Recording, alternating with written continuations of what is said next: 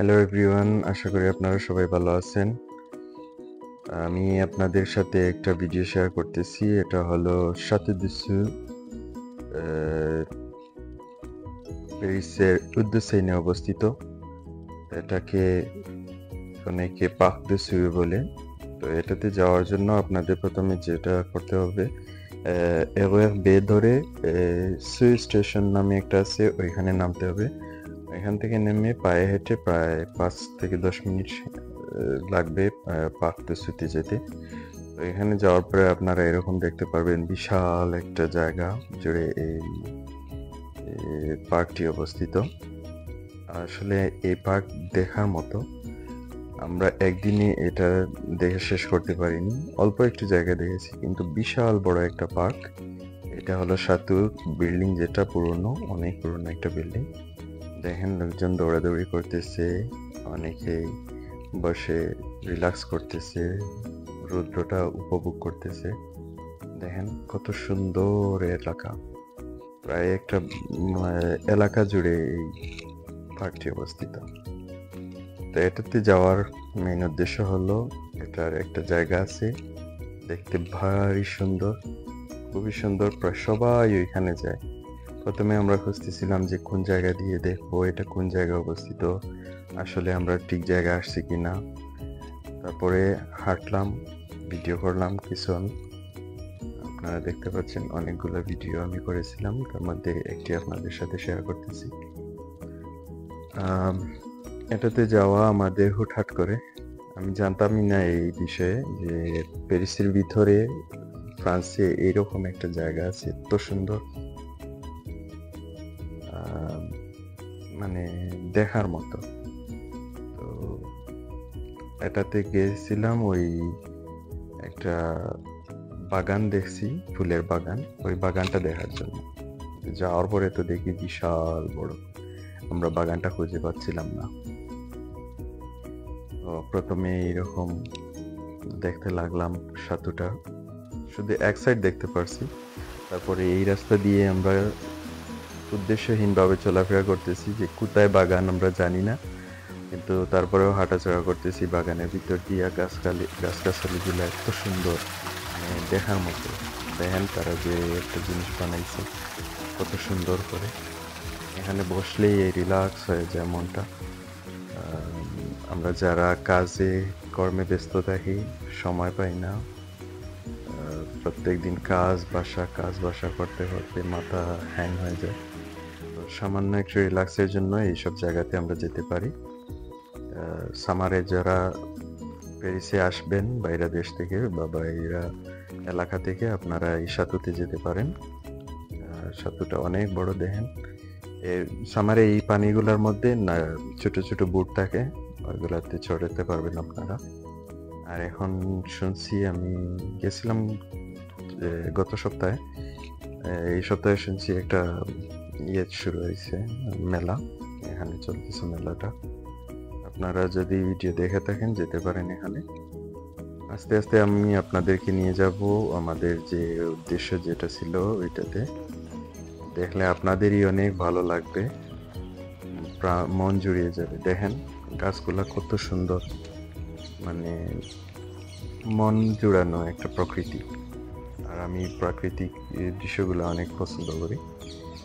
যেখানে ফুল দেখি বা গাছগাছালি দেখি, ভালো লাগলে ওইটাকে ক্যাপচার করে নিই। তারা ধারাবাহিকতায় এটা করা। দেখেন কত সুন্দর গাছগুলা, এক একটা গাছের বয়স প্রচুর হবে। এই জায়গাটায় ভারী সুন্দর, সবগুলা গাছ একই প্রকারের, গাছের মধ্যে ডালপালাগুলা একই সাইজে। আসলে ওরা এটার খুবই মেরামত করে, পরিচর্যা করে এগুলা। দেখছেন কত সুন্দর গাছগুলা। আমি এখন আস্তে আস্তে আপনাদেরকে নিয়ে যাব সেই কাঙ্ক্ষিত জায়গায়, যেটা দেখার জন্য আমরা গিয়েছিলাম এত কষ্ট করে। প্রায় 40-45 মিনিট ট্রেন জার্নি করে গেছি, আর হুটহাট করে যাওয়া আমাদের। চলুন দেখে আসি সেই জায়গাটা।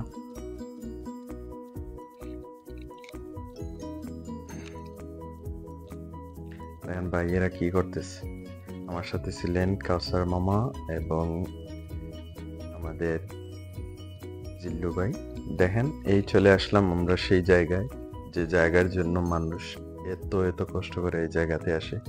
আসলে সবাই জানেও না, এখন আবার জানতেছে অনেকে যে এরকম একটা জায়গা আছে আমাদের প্যারিসে যা দেখার মতো। আমি তো দেখেই প্রথমে অনেক আশ্চর্য হয়েছি, যে আমি মনে করছি বোধহয় 4-5টা গাছ হবে। পরে দেখি হিস্ট্রি চেক করে, না, 144টা গাছ আছে এখানে। আর প্রায় চাইনিজ যে চেরি ফুলের গাছের মতো হুবহুই, এটাকে জাপানিজ চেরি ফুলের গাছও বলা হয়। তো আপনারা দেখতে পাচ্ছেন কি সুন্দর ভিউটা, আর ফুলগুলা কত সুন্দর দেখতে। মানুষজন সবাই ভিডিও করতেছে, কেউ বসে গান গাইতেছে, আবার কেউ শুয়েও ফটো উঠাইতেছে, আর অনেকে বসে গল্প করতেছে, চা কফি নিয়ে এসে সবাই এনজয় করতেছে। আসলে এরকম একটা মুহূর্ত যদি পান আপনি, তাহলে কি না হয়, মানে বুঝতেই তো পারছেন। সুন্দর করে একটা সময় কাটানো, উপভোগ করার একটা সুন্দর জায়গা। ফ্যামিলি সহকারে আপনি যেতে পারেন, কাপল যারা আছেন ওনারাও যেতে পারেন, মানে সবাই এখানে যেতে পারে রিল্যাক্স করার জন্য, প্রকৃতিটিকে উপভোগ করার জন্য। তো অনেক বড় আসলে এরিয়াটা, আমি একদিনে দেখে শেষ করা সম্ভব না। আমরা যতটুকু গেছি একদম পাশে, প্রথমে আমরা জানি না যে এই বাগানটা একদম ঢোকার সাথে সাথে, যে গেট দিয়ে ঢুকবো আমরা, এর ডান দিকে গিয়ে অনেকটা জায়গা 5-7 মিনিট হাঁটার পরে নিচ দিয়ে নাইমা এই লেকের পাড়ে এই গাছগুলা দূর থেকে দেখা যায় না, কারণ লম্বা লম্বা গাছ, এগুলার পেছনে পড়ে গেছে এটা। গাছ আমরা দেখতে পারছি যখন, যে এই ফুলগুলা অনেক অল্প অল্প দেখা যাচ্ছিল, তখন মনে করলাম যে না, এগুলোই হবে। যাওয়ার পরে দেখি সেই বিশাল বড় বাগান। এখানে অনেকেই যায়, টিকটক করে। টিকটকে আমি আসলে গেছি, এই টিকটকে দেখছিলাম একটা ভিডিও এইগুলার, তারপরে এখানে লিঙ্ক দেওয়া ছিল, অ্যাড্রেস সার্চ করে তারপরে গেছিলাম। আমি লিঙ্ক দিয়ে দিব আপনাদেরকে, অ্যাড্রেসটা লিখে দিব আমার ভিডিও লিঙ্কে। আপনারা যারা বাইরের দেশ থেকে আসবেন, অবশ্যই আপনারা এখানে ভিজিট করতে যাবেন। Even I will speak English. If you want to go there, I will give this address in my comment below or my headline. You can go there if you come in Paris. Really so nice place. You can go there to view this and enjoy your moment with your family.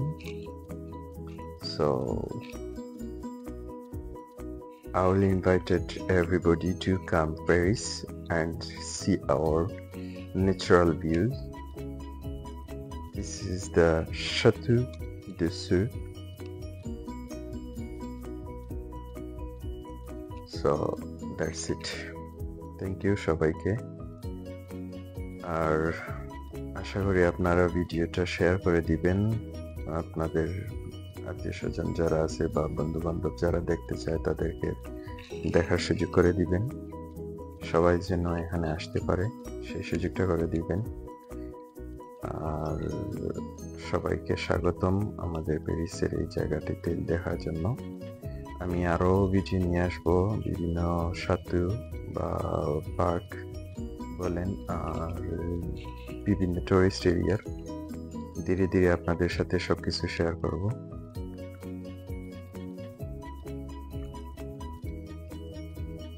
কত সুন্দর গাছগুলো, দেখতে ভালোই লাগে। অনেকে তো খোপায় ফুল লাগিয়ে দিছে, দেখেন সবাই শুয়ে আছে গাছের নিচে, অনেকে বসে গল্প করতেছে। আমরা যখন গেছিলাম শেষ টাইমে, প্রথমে তো 2.5 ঘন্টা বাইরেই কাটিয়ে দিছি, বুঝতে পারিনি কোন জায়গায় বাগানটা আছে। শেষে পাইলাম যখন, তখন আর সময় বেশি নেই।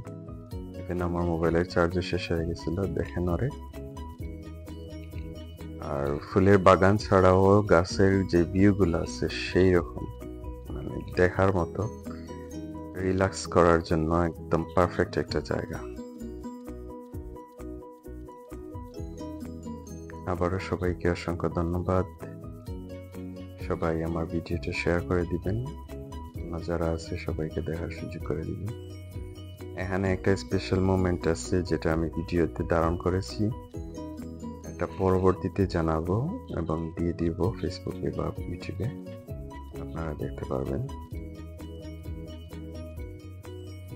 এই হলো তার বাইরের দিক, এরিয়াটা অনেক সুন্দর।